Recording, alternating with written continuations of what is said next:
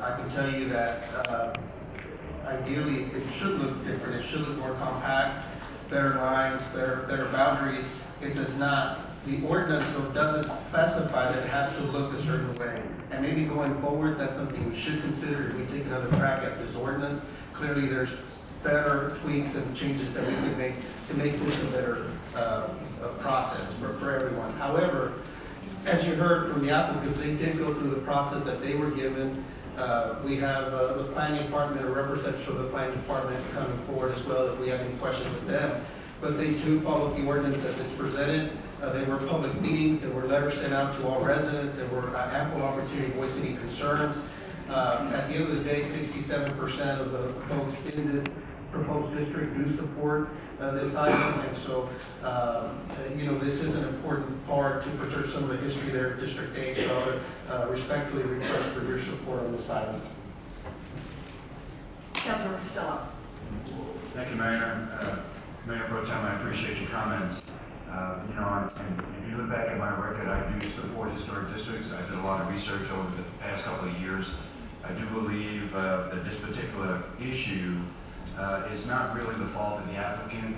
It's the process, and I would like to entertain the probability or possibility to revisit our ordinance because of these issues. And because of the way this is drawn, I'm going to vote against it. I would much prefer, rather than vote against it, because I do support historic districts, is the possibility of referring it back. But Mayor, I don't know what the process is. Can someone give me some clarity? If, in fact, I had a motion and it was passed to refer it back to the administration. Basically, the bulldozers are revving as we speak, but all protections go away. Mr. Feldman?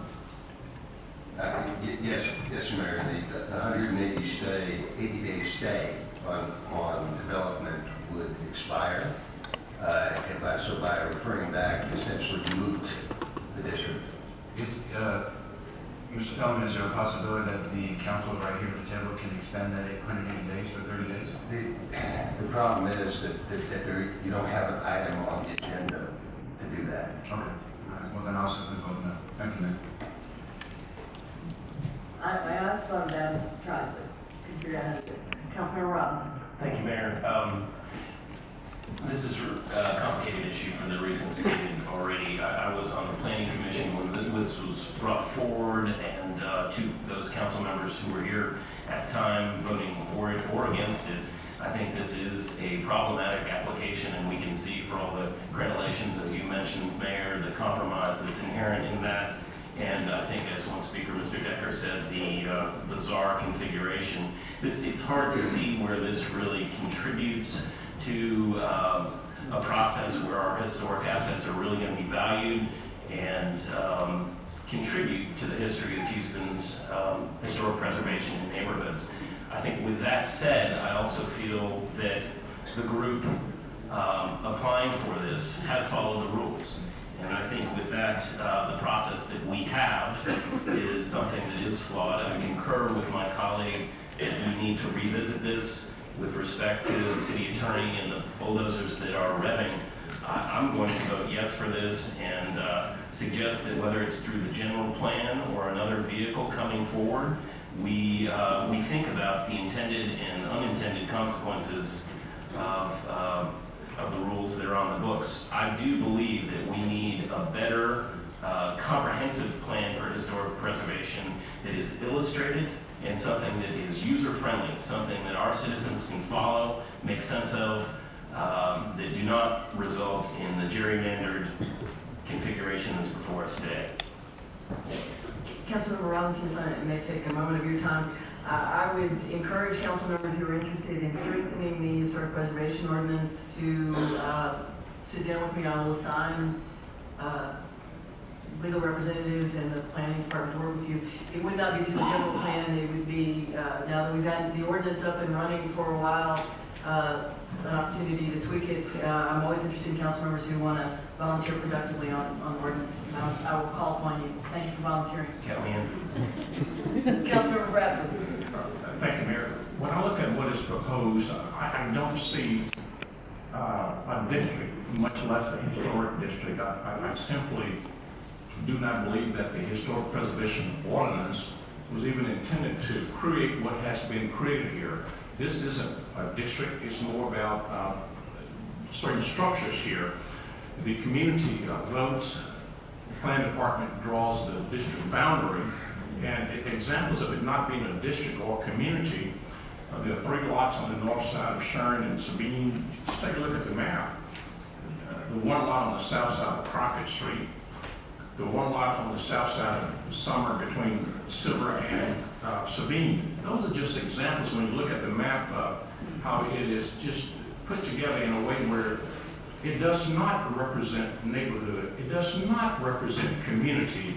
It's not structured as a neighborhood or community. There's no continuity at all here.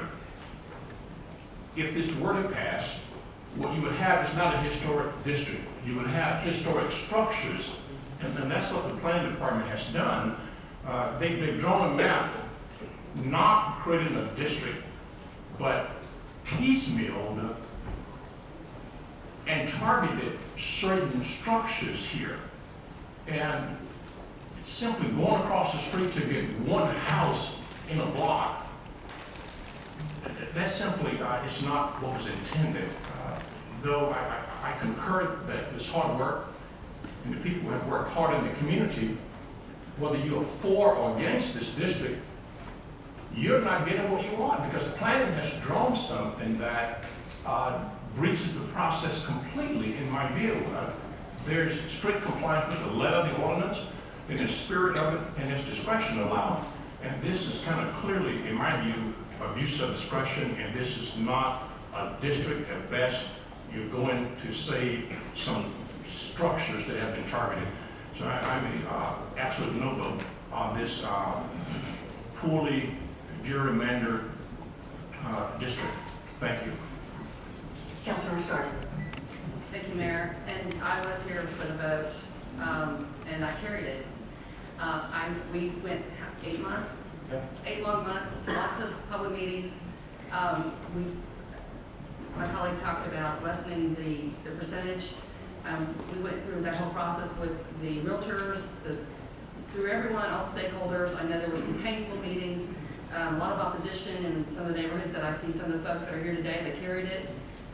But when I have testimony from an individual this morning that says that she owns the home and I'm concerned about the process, I think we need to look further at the process, because she says she lives at the particular address, she inherited the property, but we're looking at an over 65 exemption on the property. Now, whether that's accurate or not, I don't know, but the fact is, that leads me to a question: did staff verify the surveys and the ownership and other things in the process, the facts that were provided? So I have a real concern. I also have a concern. I don't believe this is what we were looking at. I highlighted in blue the new district boundaries.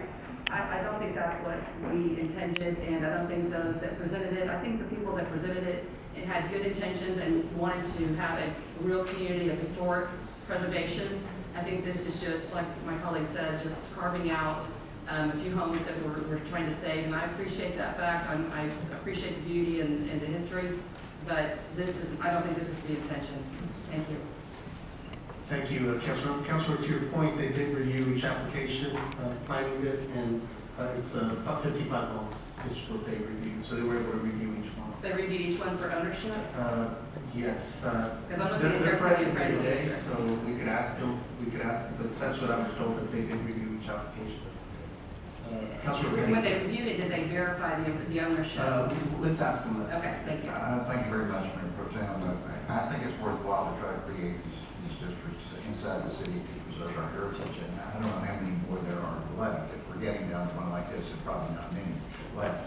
And I believe Councilmember Robinson said this is a problematic district. What I mentioned when this matter came up last week was that perhaps instead of just having the ordinance on its face like it is, that we could try to have some enticements for people who may not initially want to be in the district, but to allow them to get in the district. I don't know